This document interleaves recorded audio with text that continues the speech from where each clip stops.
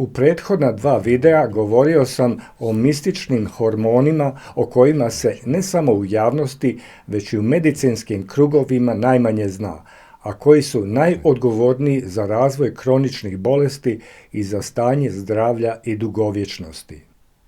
Ponovit ću zaključak s kraja prošlog videa. Kronične bolesti, kao što su bolesti srca, dijabetes, rak, artritis i druge, ne nastaju preko noći, već su posljedica stalnog ozljeđivanja tijela od strane hormona. Ali prije ispoljenja bolesti moglo je doći do značajnih i potencijalno nepovratnih oštećenja organa.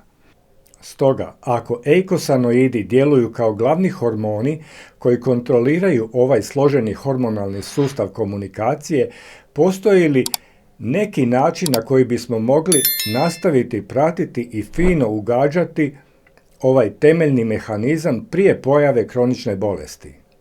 Ako je odgovor potvrdan, onda biste mogli znati kada izlazite iz odgovarajuće zone eikosanoida i mogli biste odmah poduzeti korake vezane uz prehranu kako biste povratili tu ravnotežu. Postoji li takav test? Nažalost, ne postoji nikakav jednostavan, direktan dijagnostički test za eikosanoide, a vjerojatno neće postojati ni u budućnosti. Zato, ako ne možete znati kakva je stvarna ravnoteža eikosanoida, možda bi vam razine GLA i AA u krvi mogle dati rješenje. Iako je krv lako dostupna, nažalost ona nije pouzdan pokazatelj statusa eikosanoida u pojedinim stanicama. U biti, čak ni krv nije dobar predskazatelj omjera DGLA i AA u različitim stanicama u krvi. Stoga, ako je ravnoteža eikosanoida ključ za kontrolu zdravlja i kontrolu starenja, postoji li neki drugi način da se ta ravnoteža odredi? Na sreću, eikosanoidi ostavljaju biološki trag zasnovan na njihovom fiziološkom djelovanju, koji daje prilično pouzdan dokaz njihova stanja u pojedinom organu. Taj biološki završni račun pruža vam uvid u to kako korigirati prehranu da biste poboljšali svoj eikosanoidni status. O tome ću govoriti u ovom videu. Kako izgleda takav izvještaj o statusu eikosanoida prikazano je u tablici koju imate na ekranu.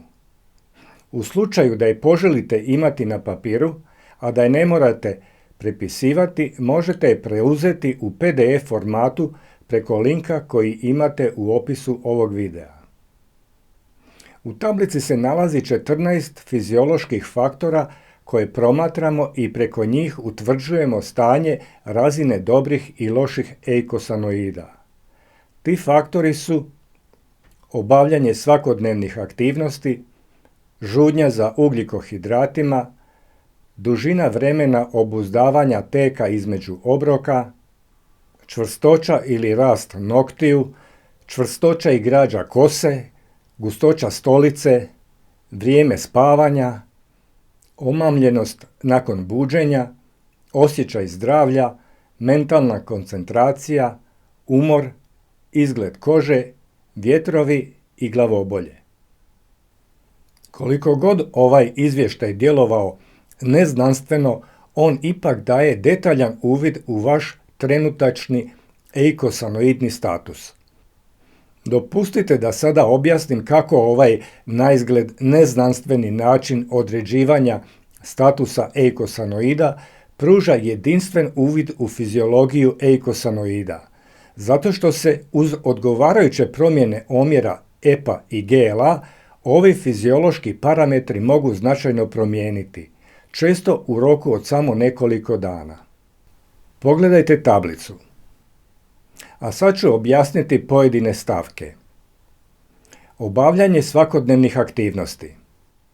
Porast svakodnevnih fizičkih aktivnosti, posebno povećanje energije, pokazuje da razina DGLA raste i da se stvara više dobrih eikosanoida koji potiču i povećani prijenos kisika i bolje iskorištavanje uskladištene tjelesne masnoće.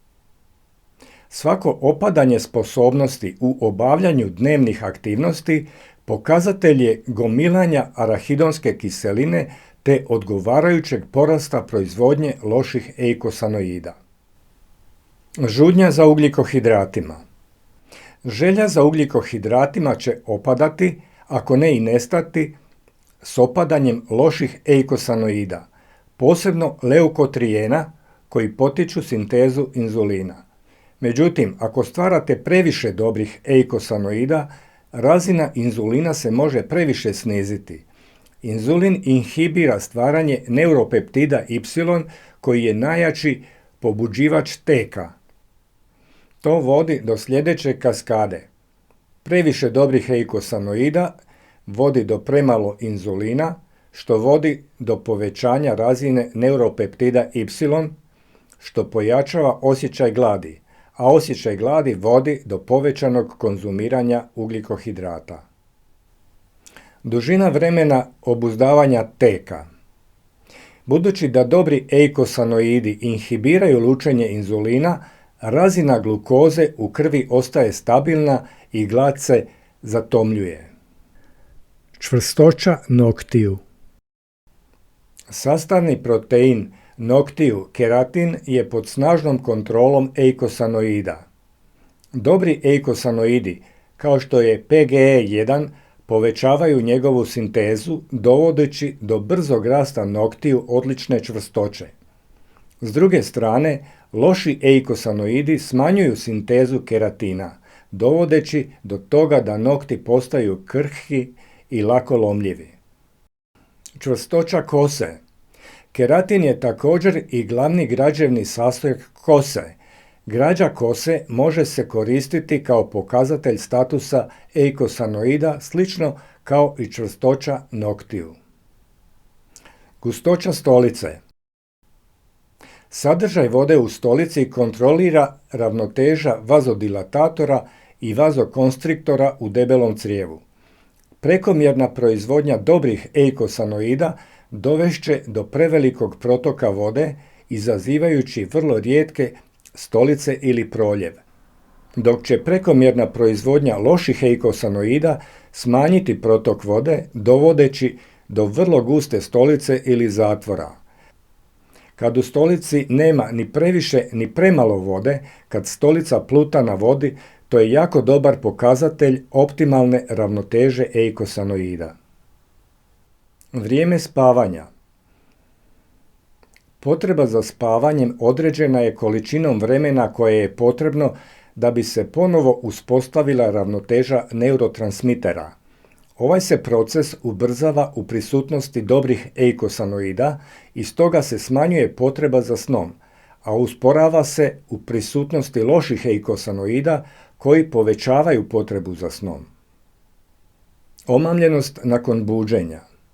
Svako povećanje omamljenosti nakon buđenja pokazuje da se u središnjem živčanom sustavu stvara previše loših eikosanoida. Osjećaj zdravlja.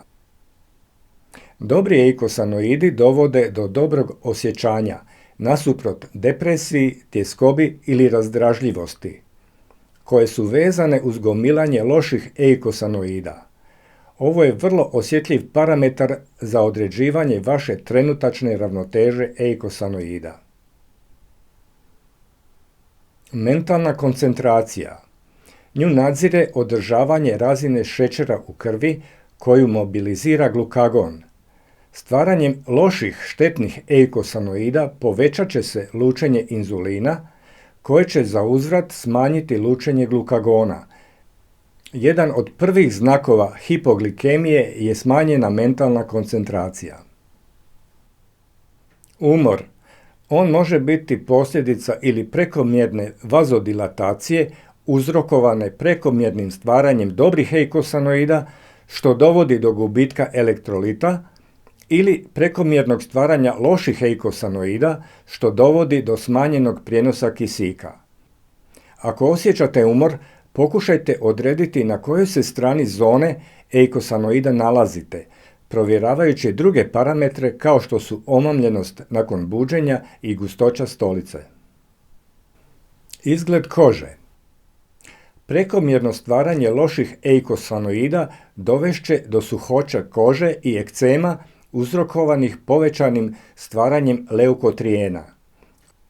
S druge strane, dobri eikosanoidi djeluju protuupalno, a također i potiču sintezu kolagena, pored toga što poboljšavaju mikrocirkulacije uzrokovane povećanom vazodilatacijom. Vjetrovi. Nadutost ili plinovi uzrokovani su metabolizmom anaerobnih bakterija u donjem dijelu crijeva. Prekomjerno stvaranje dobrih eikosanoida pojačava peristaltiku crijevnog trakta, isporučujući tako veće količine hranjivih tvari tim anaerobnim bakterijama. Konačni rezultat je veća metabolička aktivnost tih anaerobnih bakterija uz povećano stvaranje plinova kao konačnog produkta njihova metabolizma. I zadnja stavka je glavobolje. Slično kao umor, mogu biti posljedica vazodilatacije, to jest previše dobrih eikosanoida, ili vazokonstrikcije, previše loših eikosanoida. Kao i kod umora, morate pogledati ostale parametre kako biste dobili jasniju sliku o statusu eikosanoida. Kao što sam na početku ovog videa napomenuo, ovu tablicu možete preuzeti u PDF formatu preko linka koji imate u opisu ovog videa i isprintati je na svom štampaču. Važnost ovih parametara je u tome što oni odražavaju cjelokupnu ravnotežu DGLA i AA u vašim ciljnim organima. Ako taj omjer počne naginjati prema nižem omjeru DGLA prema AA, onda je vrlo vjerojatno da će se simptomi kroničnih bolesti vezanih uz slabu ravnotežu eikosanoida uskoro popraviti. Ako počnete opažati da se bilo koji od tih parametara mijenja, kako ćete ih povratiti u ravnotežu? Odgovor je razboritom uporabom esencijalnih masnih kiselina, jer kada se pravilno koriste, kombinacije aktiviranih omega-3 masnoća, poput EPA i omega-6 esencijalnih masnih kiselina poput GLA, snažan su dodatak prehrani u zoni. S druge strane, ako se koriste nepravilno, mogu zapravo ubrzati bolest i starenje. Nažalost, budući da su dostupni u svakoj trgovini zdrave hrane, mogu se vrlo lako zloupotrijebiti. Smjernice za konzumaciju EPA i GLA. Dakle, evo nekoliko smjernica za korištenje EPA i GLA kod prehrane u zoni. Ako vaš izvještaj o statusu eikosanoida pokaže da stvarate previše loših eikosanoida, povećajte unos EPA, a smanjite unos GLA, neovisno o tome koliko on bio ograničen.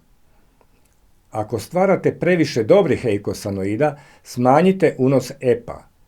Fiziološke promjene koje se javljaju mijenjanjem ravnoteže EPA i GLA, ako se pridržavate prehrane u zoni, mogu se dogoditi za nekoliko dana, ako ne i sati. Kada imate posla s aktiviranim esencijalnim masnim kiselinama, imate posla s vrlo snažnim modifikatorima bioloških reakcija. Odnosite se prema njima s poštovanjem. Koliko EPA biste trebali uzimati? Praktički je nemoguće predozirati se s EPA, ali dobra minimalna doza bila bi 300 do 400 mg na dan, sve dotle dok je molekularno destilirana kako bi se uklonilo bilo kakva kontaminacija PCB-om, to jest poliklorbifenolom. Ta količina EPA odgovara otprilike 2 kapsulama ribljega ulja na dan ili pola žlice bakalarovog ulja koje su vam davali vaši roditelji ili bake i djedovi svaki dan. Dakako, oni su uzimali 5 do 6 puta više bakalarovog ulja kad su bili djeca. Međutim, količina GLA koju treba uzimati je nešto drugo. GLA je vrlo snažna hranjiva tvar i za neke ljude potencijalno opasna i mudro je s poštovanjem se odnositi prema ovom izuzetno snažnom hormonalnom modulatoru, budući da on ima moć povećanja prekomjernog stvaranja loših eikosanoida koji mogu ubrzati proces starenja i odvesti vas u bolest. Kod prakticiranja prehrane u zoni pokazalo se da potreba za GLA dramatično opada i da čak i količine koje su tek neznatno veće od temeljnih potreba mogu potaknuti povećano stvaranje arahidonske kiseline.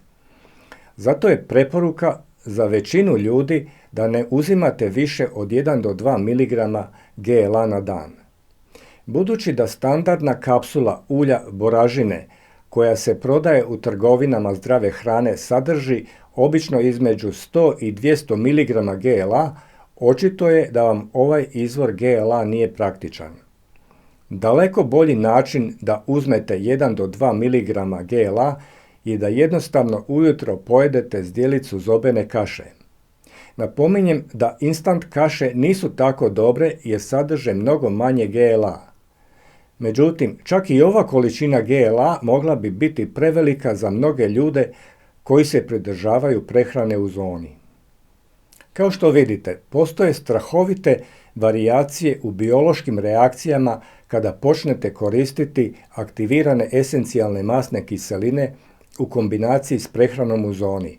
Većina ljudi neće to tako pozorno pratiti, zato je moja preporuka da se pridržavate prehrane u zoni, uzimate umjerene količine ribljega ulja i jedete 1 do 2 zdjelice zobene kaše tjedno. Nije baš egzotičan recept za mijenjanje eikosanoida i poboljšavanje zdravlja, ali je djelotvoran. Koliko god banalno moglo izgledati pripremati zobenu kašu koja će vam pružiti najviše za vaš organizam i zdravlje, postoje detalji koje treba znati. Narodna poslovica dobro kaže, vrag je u detaljima. Kad za to dođe vrijeme, krenut ćemo i sa snimanjem takvih recepata.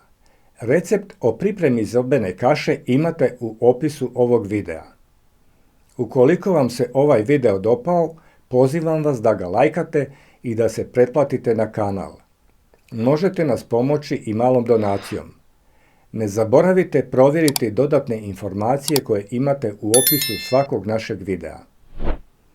Do sljedećeg druženja srdačno vas pozdravljam. U videu broj 9 započeli smo s čitanjem knjige Njegovo veličanstvo Dr. je gol, svi su bolesni a ja znam i zašto.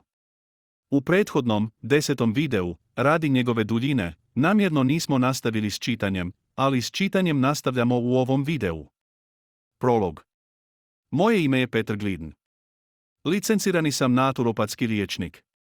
Završio sam preddiplomski studij biologije na sveučilištu Massachusetts 1987. godine i studij naturopatske medicine, ND, na sveučilištu Bastyr 1991. godine.